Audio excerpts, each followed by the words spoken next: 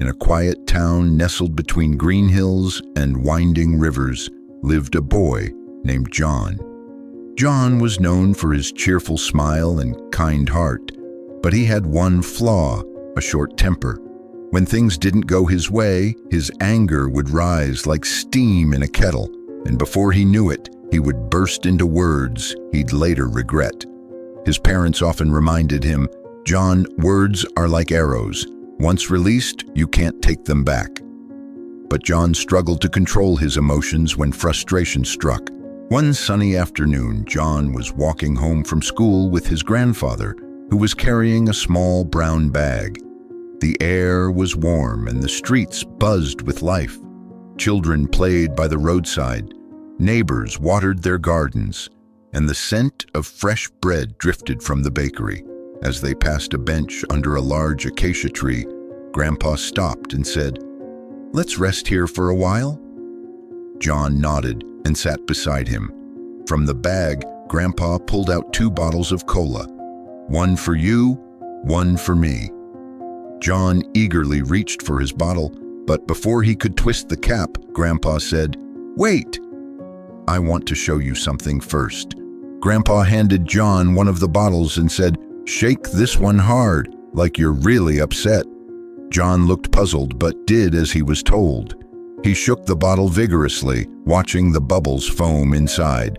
Then Grandpa handed him the second bottle, untouched, calm, and still.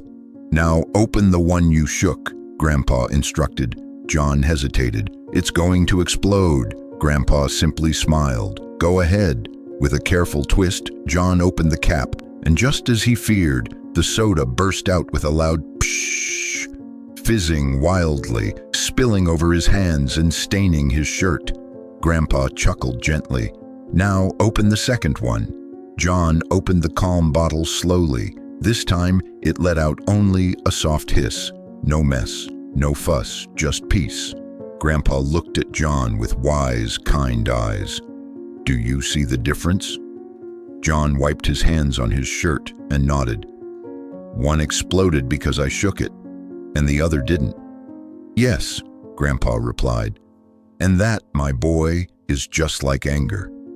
He continued, "When life shakes us, when people annoy us or things go wrong, we feel pressure inside, just like that soda bottle. And if we open our mouths while we're still bubbling with anger, we burst. We say things we don't mean. We make a mess." John stared at the sticky bottle in his hand and nodded slowly, beginning to understand. "But," Grandpa added, "if we stay still for a while, let the bubbles inside settle, breathe deeply, and calm down, we can open our mouths without hurting anyone, just like the second bottle, peaceful and controlled." From that day on, John began to notice the moments when life shook him. When his little sister spilled juice on his sketchbook, when his friend borrowed something and didn't return it, or when the teacher scolded him unfairly. Each time he would pause, imagine the cola bottle bubbling inside him, and wait.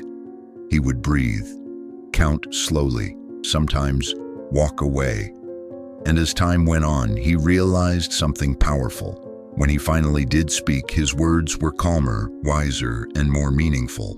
People began to admire his patience just as they once noticed his temper.